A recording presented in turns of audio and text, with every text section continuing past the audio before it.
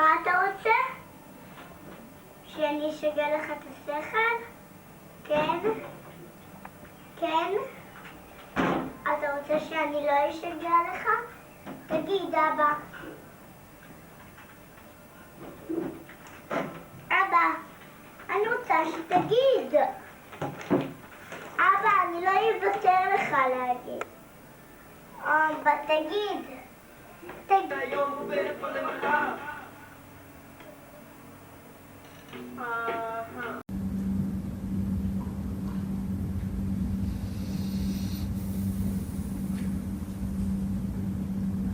כבד את אביך ואת אמך, למען יאריכון ימיך על האדמה, אשר אדוני אלוהיך נותן לך.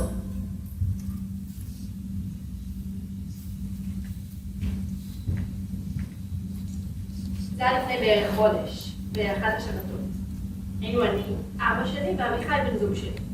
הם הלכו לשחק כדורסל, ואני איכשהו נקלעתי לסיטואציה בתפקיד אורח, היה לי תפקיד סולו, כמו שאני אוהבת. אני באתי בתור קהל, הקהל היחיד. הם היו שתי קבוצות ואני קהל אחד. במילים פשוטות, אבא שלי ובן זוג שלי מתחרים, ואני צריכה לבחור את מי לעודד. עכשיו בטח אתם חושבים, יואו, איזה חמודים, אבא שלה ובן זוג שלה כזה רביעי ושלושתם בשבת וכדורסל, זה לא היה. בצד אחד של המגרש, החזיק את הכדור זה שמחזיק באחריות למצבי רגשי. הוא גם הולך להיות אחראי לעתידי המשפחתי והכלכלי, זה עמיחי, בן זוג שלי. בצד השני של המגרש, עמד מי שאחראי לביסוס מערכת הערכים שלי, עיצוב המבנה האישיותי שלי, הוא גם זה שאחראי לכלכל, לסבסד ולממן כל דבר שעשיתי בחיי עד כה, זה אבא שלי. שיבדלו לחיים ארוכים. כל שנותר הוא לבחור את מי לעודד. עכשיו, כדי להקל על עצמי, קראתי לקבוצה אחת קבוצת מנין באתי, שנייה קבוצת לאן אני הולכת. זה אל תגידו לי שלא צריך. צריך. כף המאזניים הזאת מונחת לי בראש בכל רגע נתון. כל צומת בחיים שאני צריכה לחצות. ואני לא מצליחה לנתק את הרעיון שלכבד את ההורים שלי אומר לכבד את האמונות שלהם. לכבד את האידיאלים שלהם, את דרך החיים שלהם, ולהיענות להכפלה שכתובים לי. לכבד את כל זה, זה כבד לי. זאת כבודה של כבוד. זה כבד לי לשאת את כל מה שכביכול עליי לכבד. כדי לא להעציב ולא לעורר דאגה. וזה דורות על דורות שהכבודה הזאת מתמלאת. בערכים, באמונות, באידיאלים. לכל דור יש את התוספת שלו לכבודה. אמא שלי נושאת את ההורים שלה. סבא יוסף וסבתא לולי. סיפורים על עלייה והיסטוריה יהודית, ציונות, מתכונים לחיים ובלבפור. הם אפילו הביאו נפה גדולה כזאת של קוסקוס כל הדרך במעבורת מטריפולי. אבא שלי נושא את ההורים שלו, את סבתא רחל וסבא נתן. שם בכבודה יש חשיבות של השכלה, ראיית עולם, הרחבת הדעת, עברית תקינה ונכונה. את כל אלה, ועוד ועוד, אני צריכה לשאת, לכבד.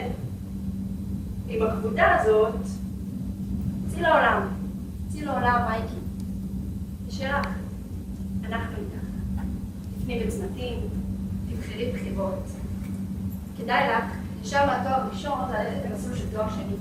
זה שאלתי מצא לאוניברסיטה. זה תנאים מולים וזה יתאים לך מאוד. באיזה עוד עזרה יהיה לך 3 חודשי חופשה משולמים בשנה. זה קומפטנסי כלכלי. הבנת? מה הבנת? לא הבנת. קומפטנסי כלכלי. מי המודל שלך, מייקי? אדם שהוא מודל. מה את רוצה להיות כמו כל האמנים האלה שמגרדים את עצמם בסוף מחודש לחודש שזה מוצדקת? היא שפה לא עושה. במה אופן? יש בזה אופק, זה נחמד בשנות ה-20, אחר כך זה בדלת, מבינה את זה? כל מיני שבדרום אמריקה, אני לא מלמדת את זה, מה? סבלנות, כמו שסבתא אומרת, היא תשובה לעצמך, כפר על אבא שלך, חמסה, כל המובן רק כדי לדאוג לכם. הוא אומר, דואג, הוא לא יגיד, אני אומרת, נכון? גילי, תגיד לה. הוא לא יגיד, אני אומרת, כל החברות שלי אמרו שהילדים שלהם בזכות נראה לאחרונה בבית, תתחיל רק לי של ויהיה רגועה. עמדנו על 2-0 לטובת מנין באתי. הרגע האחרון, לאן אני הולכת, הצליח לעשות כמה מוזליים והיינו בדקו. הם משחקים, ואני מותחת כמו הכדור. עומדת, היא מנסה לגייס איזה קורטוב פנימי של בהירות לסיטואציה המתעתעת הזאת. מה מתוך הכבודה הזאת בבית שלי? מה אני בוחרת להוסיף? ומה אני משאירה בצד השני של המגרש? שבתכלס, עמוק בתוכי, אני רציתי שאביחי ינצח. זה פשוט, ניצחון של אביחי מעיד לא רק שבחרתי טוב מספיק, אלא עשיתי אפגרייד, כאילו כיבדתי והוספתי את האפגרייד הדורי שלי.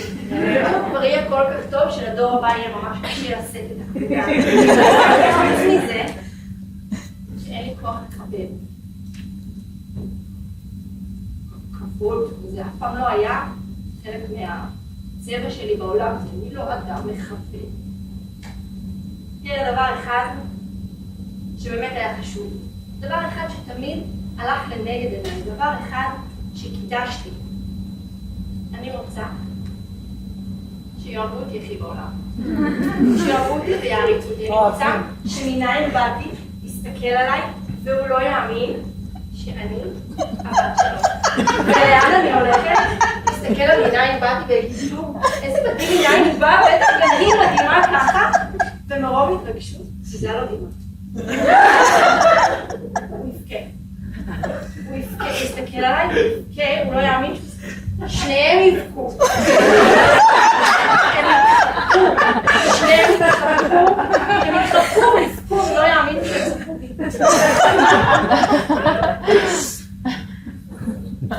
קבל את אביך ואת זה, כי ככה הם יאהבו אותך כאילו. ולי, אהבה והוקרה מההורים שלי. ובלי ביטחון, הכל מפחיד. מפחיד לי אפילו ללכת לסופר. וימיי לא יעריכו על האדמה אשר השם אלוקיי נתן לי. הם לא יאהבו אותי. אני מפחד. אני לא אלך לסופר ואני אקבע ברעב. כל הכבודה הזאת, הבין-דורית, שאני נושאת, כל פעם מתארגנת לי בגוף אחרת. לפעמים היא בראש. לפעמים על הכתפיים, לפעמים על בית החזה, בבטן. לפעמים זה מכעיס אותי, לפעמים מרגש, ולרוב מבלבל. עד שאני מרפה. כשאני מרפה, הכבודה הזאת יורדת מטה, לכפות הרגליים. ככל שהכבדה כבדה יותר, ככה כפות הרגליים שלי יכולות לטוע שורשים עמוק יותר.